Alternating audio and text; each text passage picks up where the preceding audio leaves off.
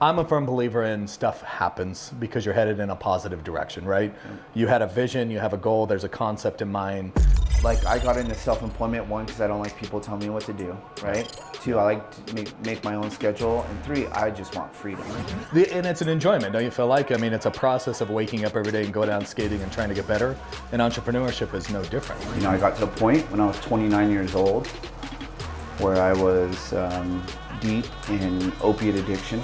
I don't know a whole lot of drug dealers. And it makes me laugh because they said some of the best salesmen on this earth are drug dealers, right? And then that's when my addiction just took off. Because I'm from Brooklyn. And when we built this strip mall, we always said this unit would be perfect for a barbershop. Organized religion wasn't for me, never was. I'm like, what's next? I ended up going down and sitting in ceremony, and it just completely changed everything for me. Hi, my name is Michael Canales, and I'm a man in recovery. I'm also a multiple business owner and husband, father, son. Happy to be here today and share my story. What up, everybody? We're back. I'm excited to be back. We got my boy Mike here. The thing that Mike and I have in common, bald head, big beard. You know what I'm saying? Love that you own a barbershop. We'll obviously get into a lot of that.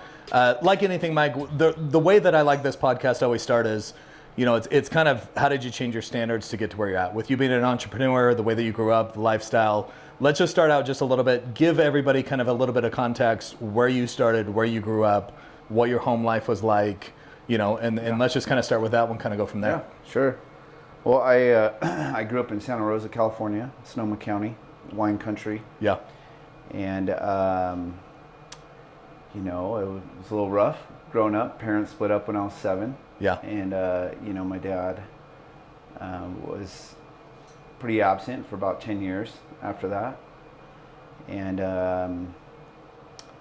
you know, there was a lot of work that was done around that as an adult. You know, I was, a lot of that was coming out, and when I became a parent, and I was kind of passing along some of the experiences that I had to my children. And, you know, that came out in the form of alcoholism and addiction. And, and that runs in my family.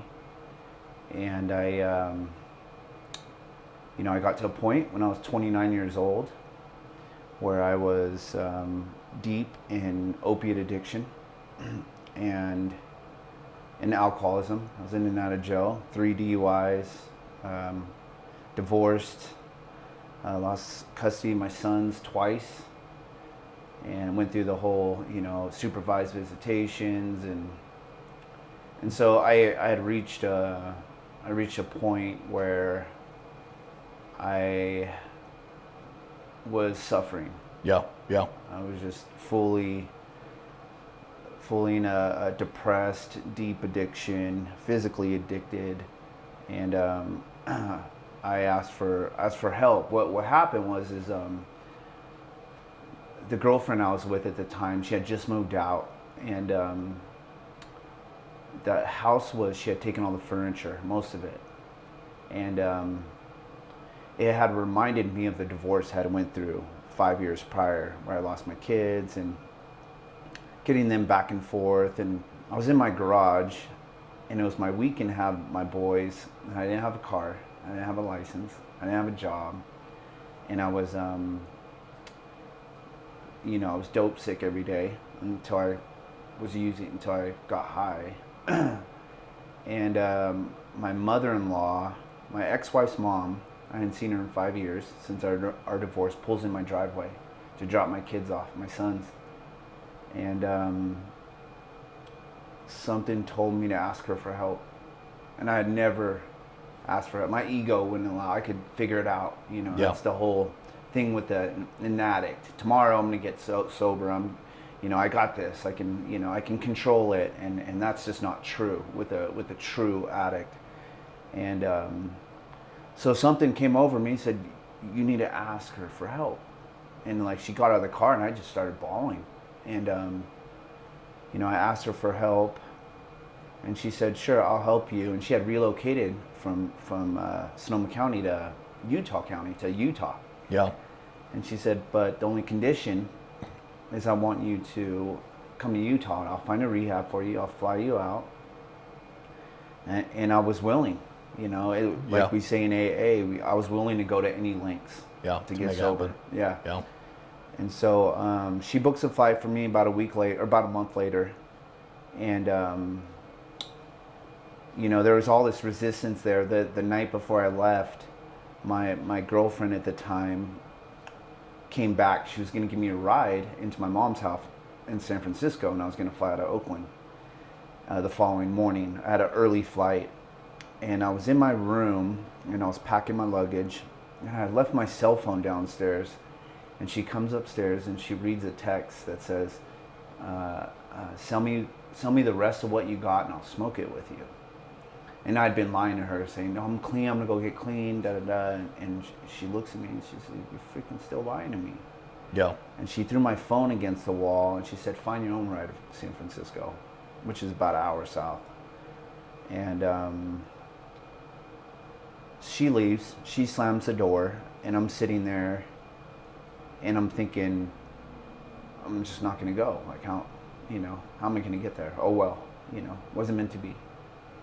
And then 10 minutes later, my brother opens up the door. He was living in the city at the time, so he drove up from San Francisco, and just to make sure I was going, didn't tell anybody. Yeah. He knew I had a flight the next day. He opens up the door.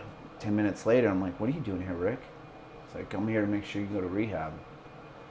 So there was a lot of these coincidences that started happening. So the next day I fly out, and I don't even know what date it is. I even used at my mom's house. Last time I used was at my mom's house that night when I got there. Yeah. And that was the last time I ever, So I fly into Salt Lake City, never been here before, and I'm thinking I'll be here 30 days. I'm going to do a 30-day program. I'm going to go back. I'm going to fix things with my girlfriend. I'm going to get her back. I'm going to start being the dad I want to be. Yeah. Get a job, get my license, get my bank account going again, because I had lost all that. Everything, got dismantled. And so we're landing, and I realized it's May 15th. I'm like, it's May 15th, 2009. That's my sobriety date. And I almost died in a car accident May 15th, 1999. 10 years to the day I got clean. I broke my neck and back, broke my C4 and my L3, L4, surgery on both, and that's what kicked off my opiate addiction. So let's chat about that for a minute, right? Yeah. There's a couple things I want to chat about. Number one, what happened in the car wreck? Like, you and somebody else, you just driving? What took place there? Well, I grew up in a rough neighborhood. I grew up in a part of town called Indian Village. Okay. And it was just a rough, gang-ridden neighborhood. And we were driving back from a party, going back to my house, going back into my neighborhood. So you and a couple people in there? Yeah, we had a car full of people. We had 5 people. It was actually my car, but I wasn't driving because I was drinking. Yep. And I was sitting passenger, and we had 3 friends in the back. My buddy Jared was driving, and we were hollering at this car next to us. And we thought we knew it's kind of vague because of the car accident. Yep. But it was a car full of gangbangers. And they pull up next to us, and they put a gun out the window. And so Jared takes off. He takes off. We make a right-hand turn. They make a right-hand turn, and they're in the opposite lane. Yeah. With going oncoming against traffic. yeah. Yep. And they're like right next to us, and I'm like, just run the red light. And that's the last thing I say run the red light, and I turn around, and we're going through the red light, and there's a single car that had a green left, and it was just like slow motion, and we hit them pretty much head on, and we were going about 65, they said. And Jared, nobody died, but the ambulance thought they even said they thought they were coming up on a fatal wreck. We did a couple 360s. My buddy Jared got his arm caught in the steering wheel, broke his arm, broke his faceplate, broke some vertebrae, broke his leg. I broke my neck, I broke my back. The guys in the back had like one had a broken hand, and so yeah, I woke up in the hospital, and they said, you know, you broke your neck and back. You might not ever walk again, which I didn't ever think was true because I could feel my legs. Yeah. You know, and I'm just like, whatever. I'm gonna walk again. Yeah. You know, and I was skateboarding heavy at the time. They're like, you're never gonna skate again, and so I got out and went right into surgery. C4. They took bone out of my pelvis, put in my C4, L3, L4 fused together, and I was in a neck brace and a back brace at 19 in a walker. And so when I left the hospital, I went home, and I remember playing PlayStation 1. It's 1999, and I was playing Twisted Metal. Yeah. I don't know if any of you guys remember that game. But I remember sitting on the couch, and I was in my neck brace, and I'm playing PlayStation 1, and I remember the thought, and I remember this moment of the euphoria of the Vicodin. And I remember thinking, I want to feel like this all the time.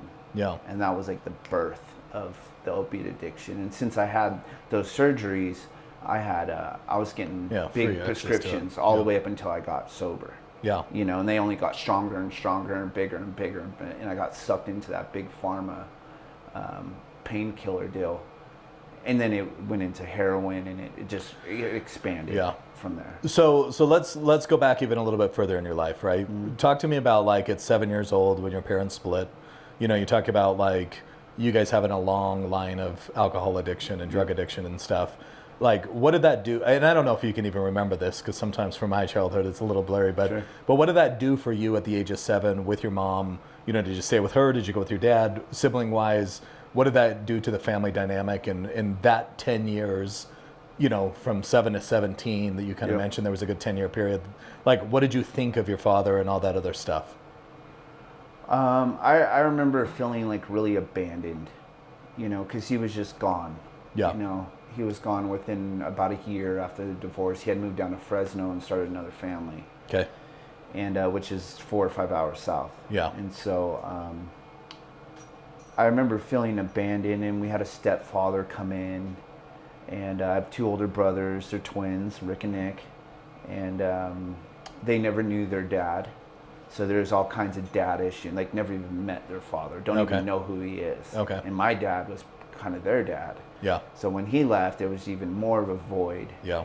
And so my mom, us growing up in the neighborhood we grew up in, she worked a lot to support us. Yep. And so we kind of became street kids, just because she was just never home. There wasn't really a dominant male figure in the house. So that's when I found skateboarding, and skateboarding really saved my life. I found that at 12 years old, and then I just got obsessed with it. Yeah. And I was sponsored, and I was just like really, and I still skate to this day, but that was the dynamic, and I would see my dad periodically, you know, and he suffers from alcoholism. He's on dialysis now, and you know, God bless him, but you know, that's his path. And you know, I love him. You know, I'm actually going to see him next week. I'm going to go down to. He lives in Southern California now, but like, what's your advice to, I guess, like young kids or moms that are going through this, like looking back on all this, right? Like, what do you wish your mom could have done better or should have done better? And as a child, like, what would you say is like the expectation of, hey, this is what kids are going through, and maybe they don't express it, but this is how they genuinely feel, like the abandonment, right? Yeah. But like, what do you, looking back on it, like, what do you wish your mom, you know, now we could talk about this now, but what do you wish your mom would have handled a little bit differently or could have? Obviously, the financial obligation of just keeping you guys alive is big, but what do you wish now, looking back on it? Well, I mean, my mom did her best from where she was at. Yeah. You know, and so like, I don't like to be like, oh, I wish she would have done this. She was just doing the best from her understanding. You know, which is awesome. But there was a moment when I broke my neck and back, and we drove out to the coast. We drove out to Bodega Bay, and we had lunch. And I was still in my neck brace. And I remember we had a conversation where she was like my friend, and that was like the first time I'd ever like connected with her like that. Yeah.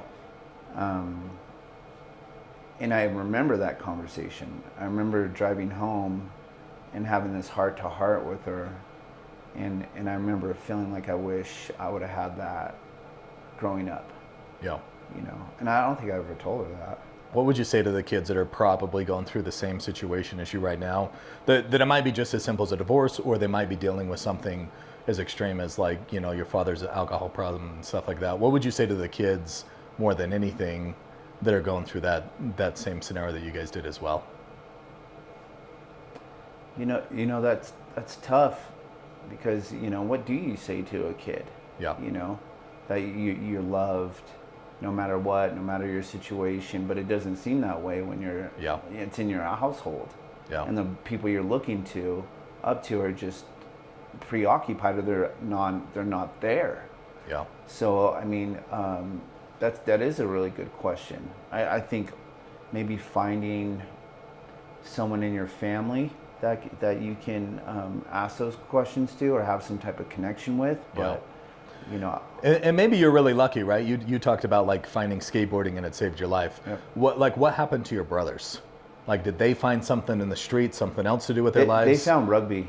Did they find rugby? Yeah, they found rugby. So it's more of a hobby, more of a purpose that kind of give them a sense of direction. And that's what I always said with skateboarding. Skateboarding actually gave me purpose. Yeah. It literally got me out of bed, and I was excited about life, and whatever was going on in the home was what it was. I had my skateboard, I had my friends, and I had the skate park. Yeah, love it. And I had all those lessons that skateboarding brings. Do you feel like a lot, and we'll jump into this in a minute, but do you feel like a lot of what you learned with purpose around skateboarding led into the purpose of entrepreneurship, 100%. starting the barbershops?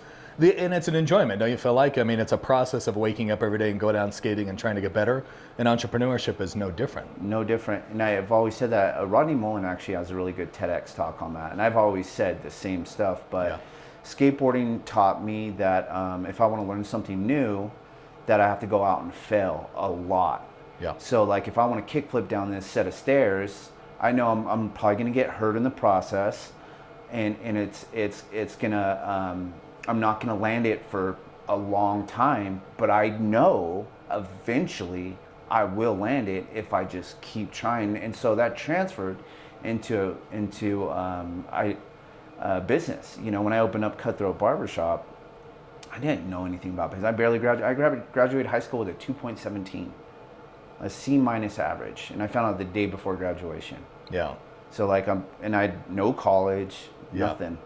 And so, besides barber school, which it's a trade school. Yeah. You know, it's a hair school, you know? Yep. So there's no academia in the hair school. But, that transferred over to business. I knew, like, okay, I'm just going to go figure it out. Yeah. You know? Love it. Yeah. Yeah, so I mean, more of it than anything, it's just consistency. It's just every day waking up, looking forward to it, and staying consistent on it. Yeah, and that was how it was. Like when I ended up going to Utah, right, for rehab. Yep.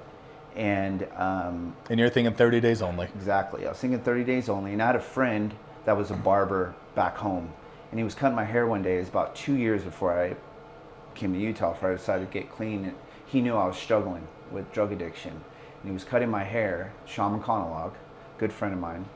He went to barber school. The nearest one was in the Tenderloin district in San Francisco. And he's cutting my hair, and he's like, why don't you go to barber school? Because I was cutting friends out of my garage. I was the friend that was like, sit down, I'll cut your hair. Just to like, I like the challenge of it, you know? Yeah. And I remember that moment. I remember him saying, why don't you go to barber school? And I'm like, why don't I go to barber school? But at the time, I was in addiction. I didn't have a car. I wasn't going to ride the bus into the city. And so I go to rehab, and there's a organization that came in called Voc Rehab, Vocational Rehabilitation. And they came in and they said, hey, you either need drug charges or you need a rehab stay in Utah, and you qualify for our funding, for our benefits. And I didn't even know. I thought they were talking health benefits or something. I'm like, well, what do you mean? It's like, we'll pay for your school. Yeah. Is there some type of schooling you want to do? And I said, do you guys have a barber school here? And they said, actually, yes, we do. And we're approved 100% for it, and it's called the barber school. in Midvale, Utah. Yeah. And I went, no way. I'm like, well, how far is Midvale from here? They're like, oh, it's about 20 minutes. I'm like, well, I don't have a car. And they're like, we'll give you a bus pass. We'll pay for your school and we'll give you a Trax pass. And so that was the moment when I decided to stay in Utah. And plus my ex-wife always wanted to move here because her parents had relocated here. Yep. So I got on the phone with her. She came out here with the kids. It's awesome. So it was easy transition. So I leave rehab after 87 days, inpatient, and then I go into sober living. I enroll right into barber school, and I rode the Trax there every day for 16 months, and I worked at the Olive Garden, serving tables while I went through barber school. And so I leave barber school, and I'm looking at barber shops. Where am I going to work? You know, knowing I wanted to be a shop owner, but I just didn't find anything out there. Back in 2010, 11, barbering hadn't taken off yet. It was just about to take off. And so I was like, you know what? I built a clientele before, selling drugs, you know, and it's very similar. You know, you have a product, you serve them, and it is what it is, right? And that's literally was my mentality. You know, like I can transfer. I've built clientele before, you know, and so now my product is legal. It's a haircut, and I'm licensed, right? Yep. So, and I'm a hustler, I'm a survivor. I had to take care of myself growing up, you know? And so I decided to cut out of my house, and I did that for about 4.5 years. And in the process, I fixed my credit, never had credit. Yep. I literally had a zero experience, zero TransUnion, zero Equifax. Yeah. Like not even a score, not even a 480 or, you know? and so that's how non-existent my credit was. So I paid off my debt. And I ended up buying my first house in Glendale, and on the west side of Salt Lake, my first little home, and I built a barbershop in the kitchen in the back. And I was sitting there with my 10-year-old, and I was like, I need to get licensed because I was getting busy. Yep. What are we going to name it? You know, I'm just brainstorming with them. Let's name it Rocky Mountain Barbershop, Wasatch Barbershop, Beehive, all the typical Utah stuff. And Jaden, 10 years old, says, why don't you call it Cutthroat? I went, I like that. And so I sat with that, and that's what it became. Created the LLC, got the DBA, and became a legit business out of my home. And then I started to buy barber chairs because I wanted to build a 10-chair barbershop. I wanted a big barbershop with graffiti, top wall, Bay Area style with a 4-way drop-down scoreboard TV. And I could see it. I had the vision. You know, I knew it. And I was like, okay, I'm just going to work 5 years.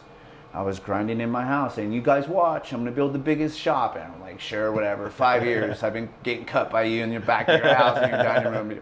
You know, another year would go by. You watch. I'm going to build it. So 2015 came around. My clientele was full. I'm booked out every day. I'm good at what I do now. And I had 10 chairs, 10 toolboxes, 10 mirrors, open sign, garbage cans, hot towel cabinets, lather machines, all the things I'd gathered because I didn't want to go in debt. I was so in fear of going in debt. I just started buying it cash on all my supplies. So all I had to do was slide right into a commercial location. And so 2015 came around, and I was looking at a salon that was going out of business. And the landlord said, I'll kick him out next month. I'll kick him out next month. You can have it. He did that for 4 months. On the 4th month, he said, sorry, I worked it out with them. And so I'm cutting this kid's hair. His name's Aladdin. Just got off the phone with them. And he's like, what's going on with your shop? And I'm like, damn, I'm back at square zero. You know, I got to go do the LOI thing and all the application, everything, you know, it takes to get at least a commercial location. It's like renting an apartment, you know, and more so, you know. And he said, you know what? And this is the guy, I'm cutting his hair and I'm getting off the phone with the landlord that said, sorry, we're not going to give it to you. He says, you know what? My parents own a Bosnian market on Redwood Road, about 2800 South. The middle unit just became available yesterday. Another God thing, right? And so I'm like, well, let's go down and look at it. Go down and look at it. Big space, 1,400 square feet, tall ceilings, middle unit, right on Redwood Road. Great location. I just thought this place is going to be way too expensive. He calls the landlord. He comes down.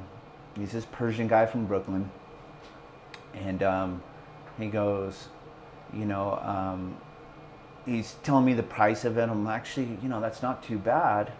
And he's like, well, what do you want to do here? I'm like, I want to put a barbershop here. And he's like, I'm from Brooklyn. And when we built this strip mall, we always said this unit would be perfect for a barbershop. He's like, do you have your first and last month's rent? And I said, I do. And I didn't. I didn't have it. And he said, it's yours. And he shook my hand. No application, no background check, no credit check, no nothing. Yeah. He just shook my hand and said, it's yours.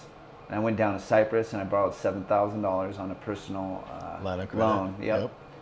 And I gave him his first and last month's rent, and I jumped in, and it just took off. Yeah. It just blew up. And then I built a second location in 2018 in South Jordan, another 10-chair shop, and then built another third location in Sandy in 2020 in the pandemic. Yeah. That's a whole other story. But so yeah, I have the 3 locations. So let's jump back on a couple of things, right? Sure. Number one, we're in Utah. Yep. I don't know a whole lot of drug dealers. The one thing that, you know, I listen to a lot of podcasts, I watch a lot of things, and a lot of people talk about dealing drugs.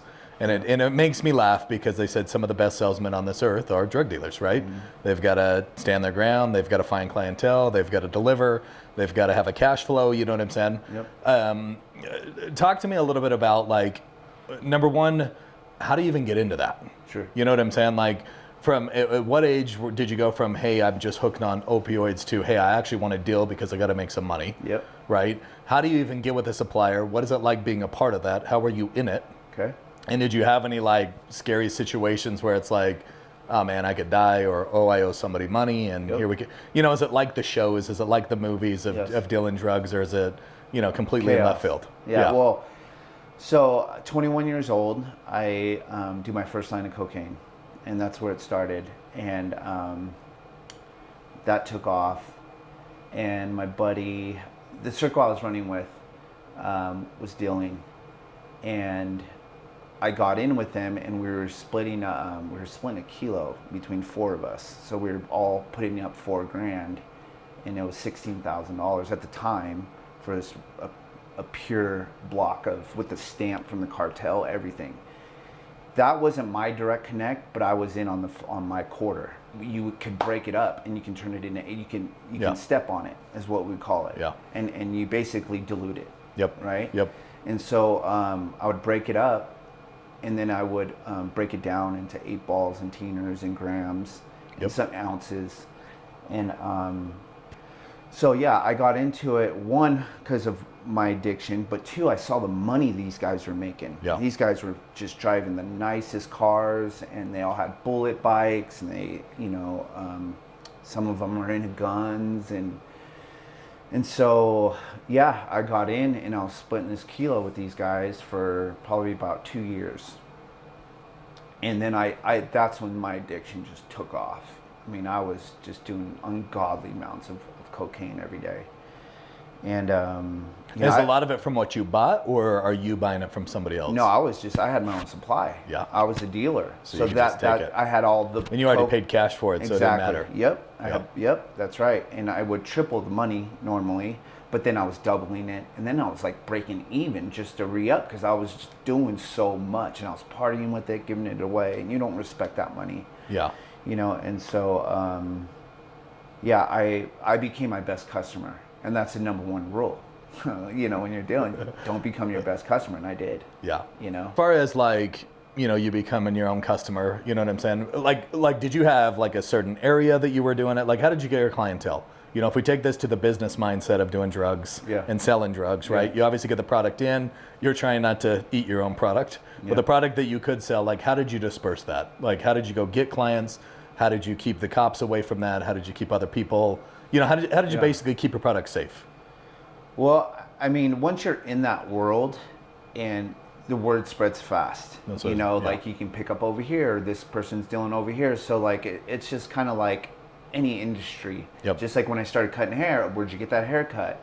You know, and that's what I did full time. I didn't work a job.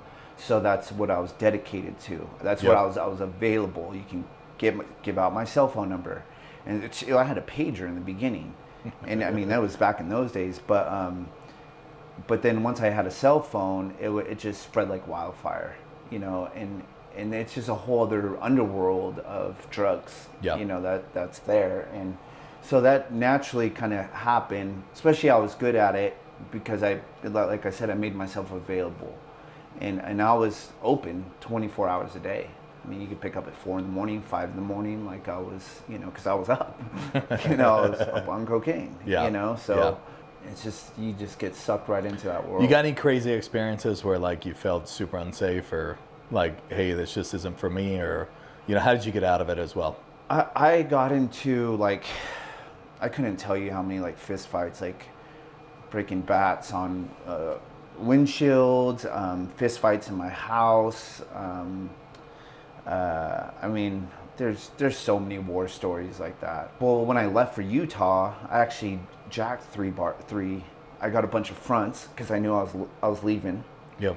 So I went to all my OxyContin dealers because they had big supplies, and I'd get like 100, 200 pills at the time, and I got a bunch of fronts, 3 of them, to make a bunch of money before I left because I knew I was going to take off. Yeah.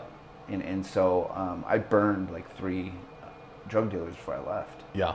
You know, but that was the game, and I got burnt too at times like that. Yeah. That's just the game. Sometimes you get ripped off.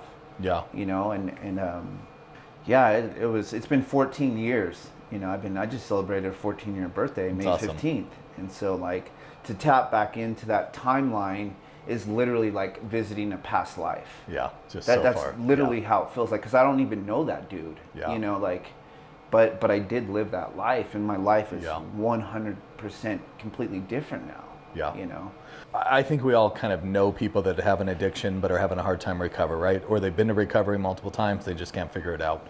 What would you say to I think more to the parents? Like, how do you help a kid that is so addicted that he just can't get his life together? You know, like, do you come from a place of love? Because obviously you're going to go through different stages as a parent, right? The disappointing stage, the takeaway stage, you're in trouble stage, you can't go hang out with people stage. And then you just get to a point where it's just like, hey, I think we just need to love this kid because I just don't know what to do anymore. I'm exhausted of this. Yeah. Right? How do you see it now that you've gone through it, you've been able to stay clean for a very long time? If your child was to go through the same thing that you went through, how would you parent that child? And what advice would you give that child to help them out a little bit quicker, or give them some knowledge? And clearly it's easier for you because you've been through the whole thing. Yeah. But what advice would you give to the parents out there right now that are probably struggling with this with a kid? For sure. Well, I think it is a case by case deal. Yeah. You know, but I think loving your kid is obviously, you can't stop that. Yeah. But like, how do I love my kid to where I'm not enabling them? There you go. And that's the biggest thing is we have a saying in AA is like, you know, you're gonna love them to death. You know, parents love their kids to death, meaning they let them live in the basement and they put a roof over their head, and they don't allow them to hit a bottom. My dad was using at the time, big time, but my mom was just like, I don't know how to help you. You know, you're just gonna have to figure it out. But when you're ready for help, let me know. And I asked my mom and my mother-in-law. They came together to help me come to Utah. Said, okay, you're ready. You want to go to rehab? Okay, let's go. Yeah. But I'm not going to give you money. You can't support them financially. You really kind of just have to love them from a distance until they're ready to take the action to get clean and show that they're willing to do whatever it takes to get clean. But if they're not, you got to kind of just let them have their process. Yeah. And that's what happened to me. I had my process that took some years, and then finally one day I was tired of suffering, and I woke up and I had to make that decision for myself. Yeah. Yeah. It was nothing my wife was going to say, my ex-wife, the judge, the other drug dealers, my friends, my girlfriend, my kids. There's nothing they could say until I was ready to accept that change. Yeah. So like it's a completely individual internal job. Yeah. You know? Makes a lot of sense. How do you face like the addiction now? Like I'm assuming you're probably still presented in different atmospheres of alcohol and maybe some drugs or something. Like how do you say no now? Like how do you stay away from it but still be in that environment? Or do you just say, hey guys, just can't go there. I'm not even going to mess with this. How do you kind of attack that situation now? Sure. Well, I don't really like hang out in those circles anymore. Awesome. You know, my friends aren't drinkers. You Yeah. know, they're not druggies. Like, you know, Yeah. so I don't really find myself in that situation. But like my wife will have a glass of wine. Yep. You know, she'll have a beer. She had a beer last night at the Cheesecake Factory. Yeah. You know, and so like AA, we talk about, you know, it's basically a spiritual program, but you find a place of neutrality where it just doesn't bother you anymore. Yeah. It doesn't, there's no friction there. It's just not a part of my lifestyle anymore. So I can hang out with friends and go to a bar. They can have a drink. I'll have a non-alcoholic beer. You know, I have a soda, you know, and it just doesn't affect me. It's not hard to be around. That's awesome. Yeah. Yeah. Let's talk about your business really quick, because obviously we got into it just a little bit with you opening up the stores. For the entrepreneur, you know, people out there looking to open something up, obviously a lot of things played in your favor. Number one, I'm a firm believer in stuff happens because you're headed in a positive direction, right? You had a vision, you have a goal, there's a concept in mind, you know, like I don't know how, you know, how deep sometimes you get on like Instagram reels or YouTube shorts, but it's like, Steve Harvey usually pops up for me a lot, right? And Steve Harvey's a big believer in God, and not everybody is, but the one thing that I love that he says is if there's an image in your head, there's a reason why. You know what I'm saying? God's not going to put something there that you can't accomplish, you know? And I'm a firm believer in that, right? There's a lot of dreams or things that have gone off in my head that it's like, I don't know how I'm going to get there, but I'm somehow going to get there. And then it plays itself out and you're like, whoa. How did we build that, or how did I create that in my mind previous to kind of hold on to that concept and grow and have a purpose? You know what I'm saying? Yeah. With you in business, and obviously you talked a little bit about it coming to fruition, but let's dive into like opening up a shop during COVID. Yeah. You know, like why would you do that? Number one. Yeah. Number two, what was the hard part about that? What was the blessing that came out of it? Yep. You know what I'm saying? And let's dive into just a little bit of like, for the entrepreneur side of stuff, what do you love about being an entrepreneur? What's the hardest stuff about being an entrepreneur? Sure. Well, so I signed a lease March 1st of 2020. And I saw what was going on in the news, but I didn't really take it seriously. Yeah. I just didn't. I don't think anybody did. Yeah, nobody did. And so May 15th, we had a shutdown. And I had my contractors. This date just keeps coming back. Yes, right? No, March 15th. Oh, March 15th. Sorry. May 15th. Yeah, Like, here we go. Yeah, again. no. March 15th. So 2 weeks later, after I signed it, we shut down. And I had my contractors rolling, starting to do the build out, right, on the location. And I'm already committed, you know. And I was also in the process of buying a second home, and we're in a full remodel of this 5,000 square foot home. So all my chips are on the table. That's just the truth, right? Yep. I'm in the middle of this build out, I'm in the middle of this remodel, and I'm deemed non-essential, okay? And so I end up at first believing all of it, right? And I'm not going to get into the controversy of that, but it was in May, right before we had opened up, and I stopped by one of the first location, West Valley. It was a Friday, and we were shut down during the shutdown. And I remember being so angry that we were shut down, right? On a Friday, that's our busy day. This place is slammed on a Friday, right? This is our money-making day. And I remember I had gone by Walmart, and I was pissed that Walmart was open, right? I was just jealous, right? But here's the catch. I was driving down Redwood Road, and I had to stop by the other location. And I was driving past a liquor store, the state liquor store. And I shit you not, there was a line out the door, down the sidewalk. And something clicked in me in that moment when I went, why the fuck is this place open? Yeah. Why the hell is the state liquor store deemed essential and my business is deemed non-essential? Yeah. The liquor store. Yeah.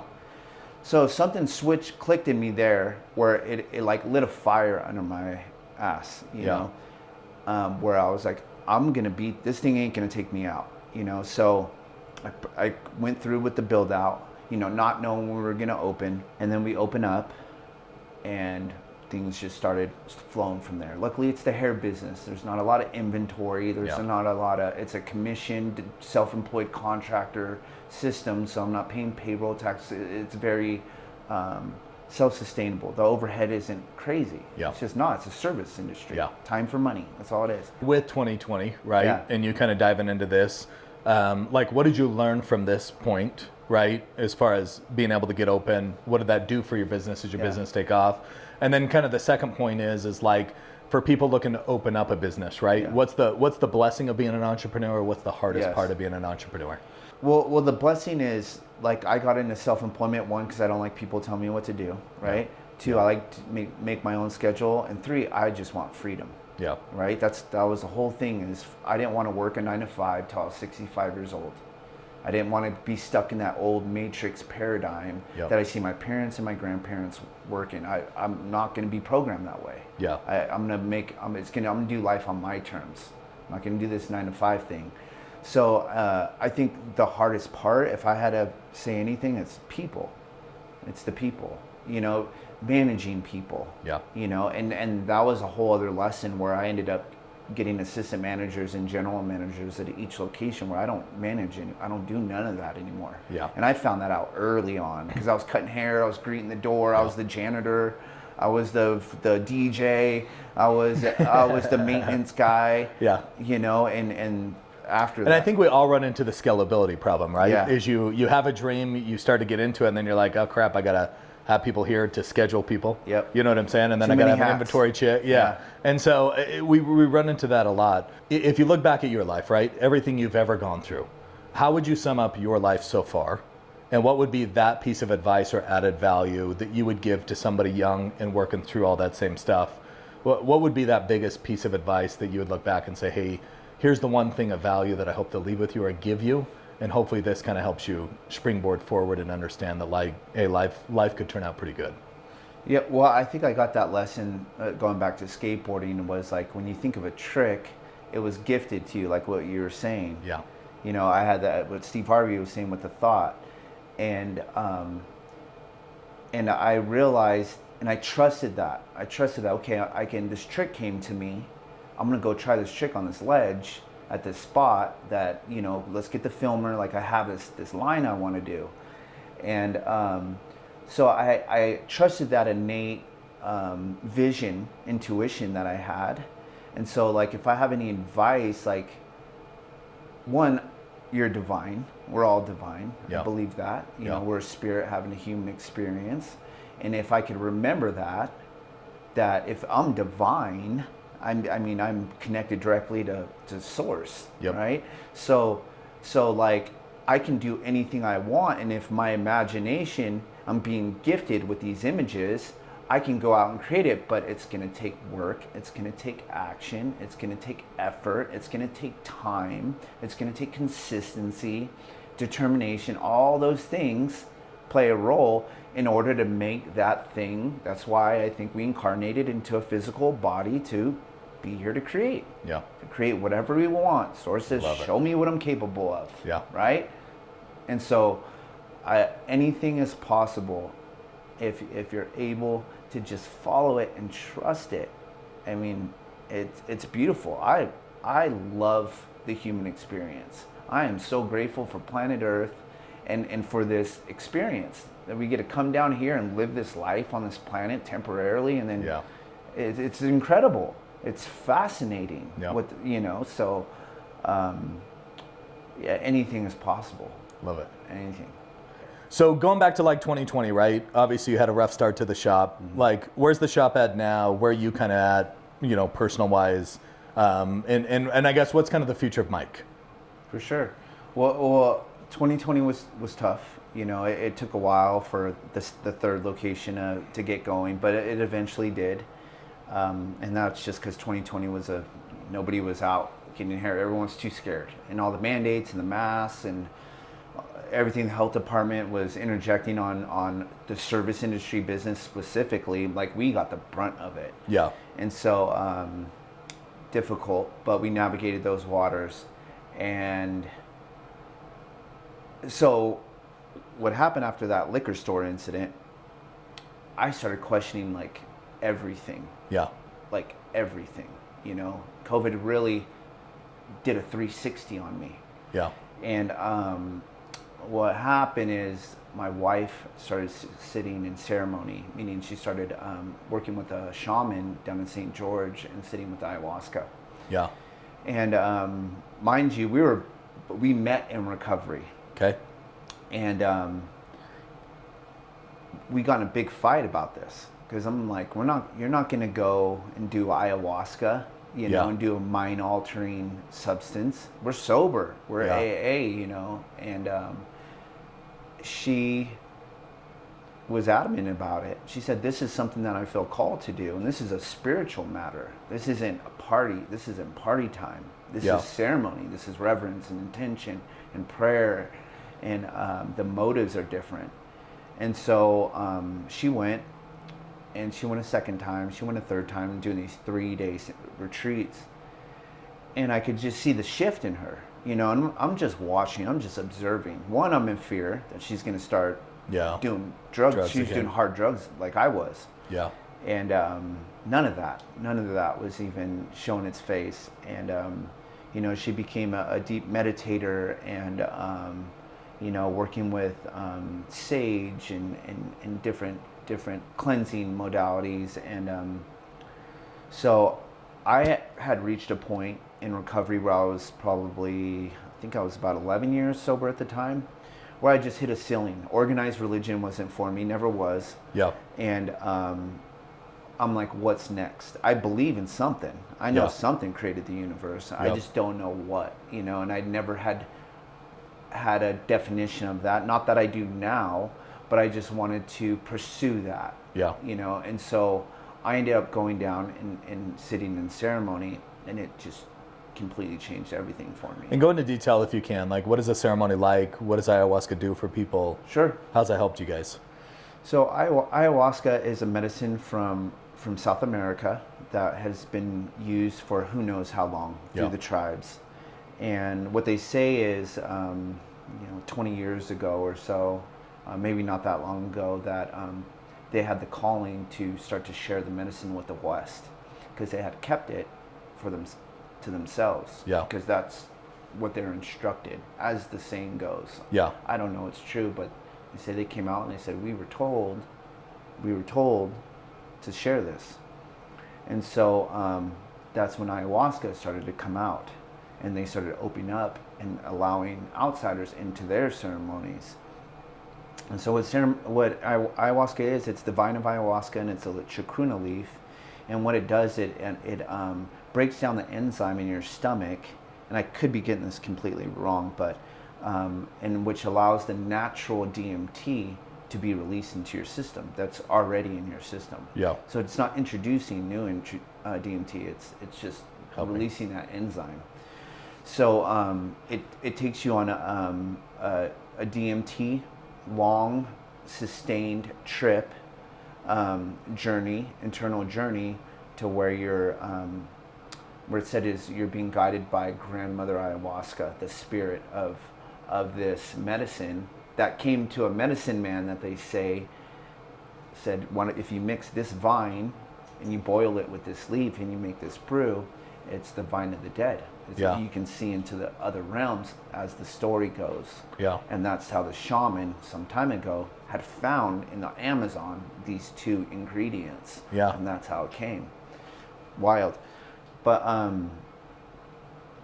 so it is a very internal, you meet grandmother with prayer and intention. Why am I coming into this internal, to this complete surrender of an experience? Because once I drink that brew, I'm no longer in control.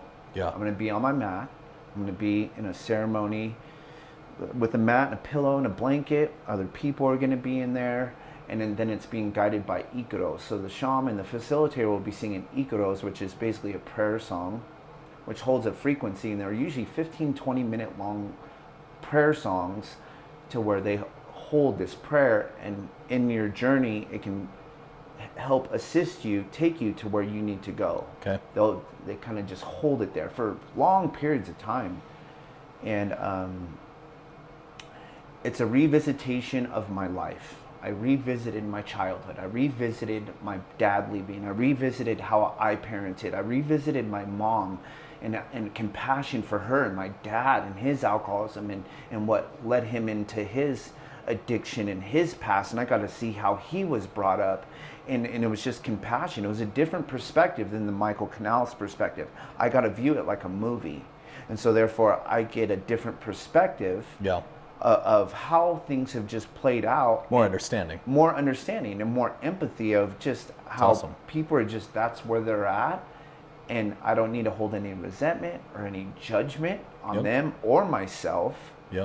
And I can have a completely new perspective on the human experience. And then I remember, oh, I'm Michael Canales, but just in this incarnation. I'm a soul, I'm a divine soul, and I'm traveling the cosmos, and I could just see that I just incarnated here to have this experience. And have all these contracts or life purposes, my addiction being one of them. In that, I can see the polarity of the dark and being void of the light and source.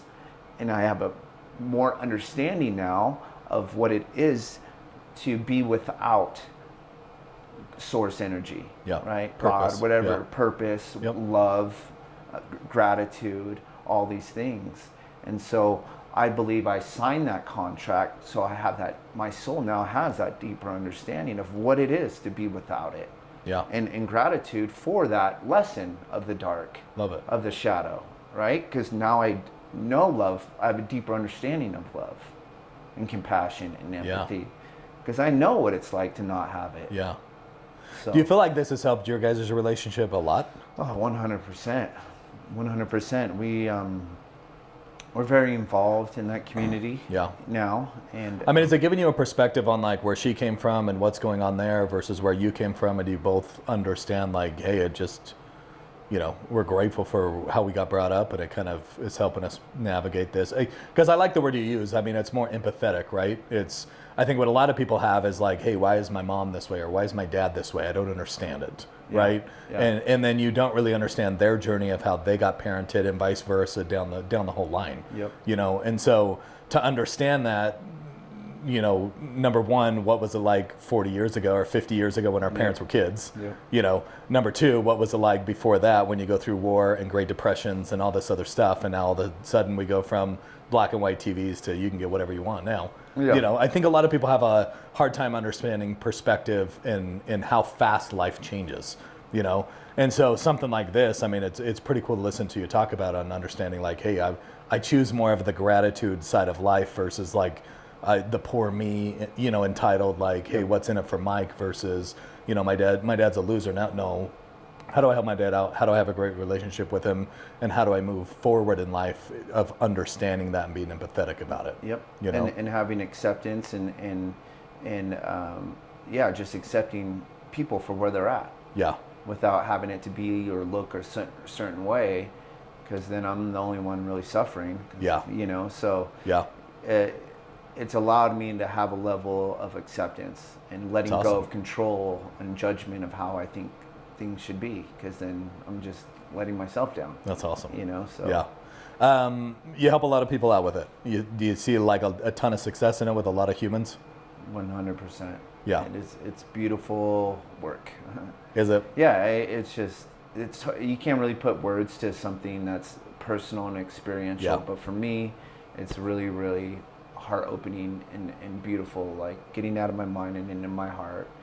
And I'm a better father, I'm a better husband, I'm a better friend, I'm a better boss, a better business owner.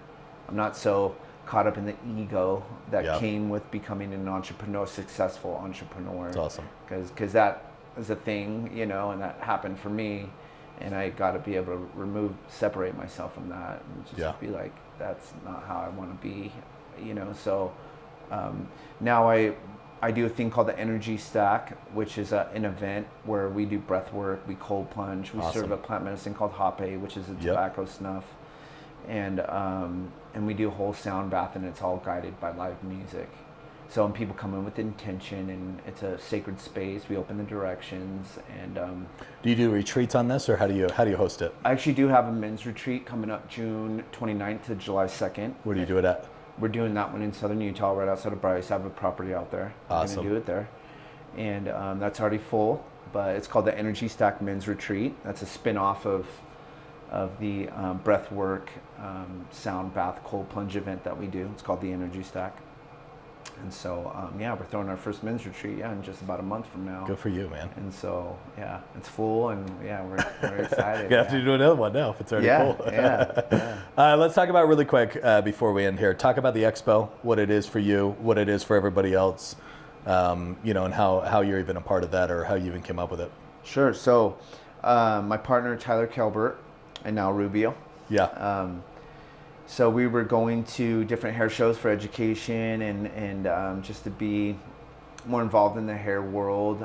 We were educating, I was, at some of these hair shows. And we met in Connecticut at the biggest barber expo in the world, CT Barber Expo. And it was actually just last weekend. We were just there. But this is 5 years ago. This is in 2018. I meet Tyler there, and we had been following each other. I knew he was living up in Ogden, and I was in Salt Lake, and so we had connected there. Oh, you're Tyler. I'm Mike. Da da da. And so we bonded, and when we came back, we said, why don't we start a hair show? There's no hair. We have to go to New York. We have to go to Connecticut. We have to go to LA. We have to go to Vegas, Miami, all these places to enjoy a hair show. Nothing in Utah. You know, we Google and there's just nothing here. And so I'd been throwing small education seminars at my barbershops, which were awesome. They're sold out, packed house, and kind of hit a ceiling there. And I said, hey, we should do an expo. So we ended up hiring the guy that runs CT Barber Expo. His name's Jay Majors. Big deal in the barber industry. And so we hired him as our consultant and as our host. So he gave us basically the blueprint of how to throw an expo, how to price your floor plan, who you're going to market to, what companies you should be reaching out to, you know, price your sponsorships and your competitions. And so, and he hosted our first 2 years. And so the first year we had 44 booths, had over 1,000 people, great success. Second year, 77 booths, 2,000 people. Third year, last year, we had to skip 2020. Third year, we moved into the Salt Palace, and we did 144 booths and had over 3,000 people. And this year, we have over 150 booths, and we're expecting 5,000 people. And we're now a 2-day show. Oh, really? So, yep, and it's a beauty and barber expo. So it's a hybrid of the two worlds, because usually hair shows are really Cosmo heavy, which is cool, or you have your barber shows. So now we've decided to combine the two. And it's been a success. When is it? It is October 15th and 16th at the Salt Palace. Cool. And if I was to go, it's open to the public. What am I going to get? Am I looking to buy product? Am I looking to buy some for my beard? Yep, you can get whatever I want. You can get all the clipper companies are going to be there. Anyone you can think of, Wall, JRL, Andis, Caliber, they're all going to be there. Coco, but yeah, you can get men's grooming products. You can get beard oil. If you had hair, you'd get pomade, and I mean they have get your teeth whitened. At the expo too, I think why we've been successful is because we have so much education. We got morning seminars, we got classes, breakout classes going on during the day. We have education on the main stage, education on the side stage. We have people coloring hair. We have barber competitions. We have cosmetology competitions that are online submissions, and so we have basically the biggest names in the hair industry coming in our show to educate. That's awesome. So like the who's who is there, and it's kind of like a live Instagram video. You know, you walk around, you see all the So I mean, if I want to be a barber, I could go there. I could learn how to cut. They'll go over some stuff in detail. Yep, you can take full-on hair cutting classes, beard classes, fade classes. That's awesome. Yep. Well, good for you, dude. I mean, it sounds like you're doing a lot of stuff right now, Mike. Yeah, there's lots going on. No, I think the one thing I love about you, dude, is there's a lot of purpose right now. And I think a lot of people have that void in life and don't understand. Like, that's where, for me, that's where true happiness actually comes from. Right? Is you forget about the outside world as far as all the noise, all the parties, everything that's going on, and you realize like, hey, it's a lot more fun headed in the direction I want to head in, and give it hell, and hopefully it just works out. You know what I'm saying? Because it's hard and it's not for everybody. I appreciate you, man. Like I think I get very excited for you that like you've been 14 years sober.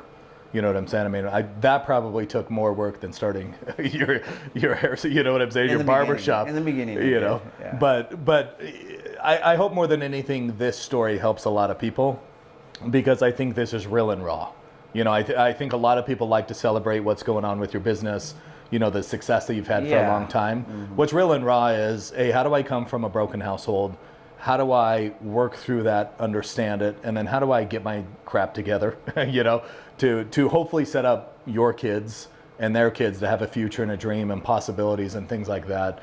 And hopefully this story right here gets out to a lot of people. And more than anything, thanks for taking a lot of time and meeting with us today. Yeah, my pleasure. Yeah.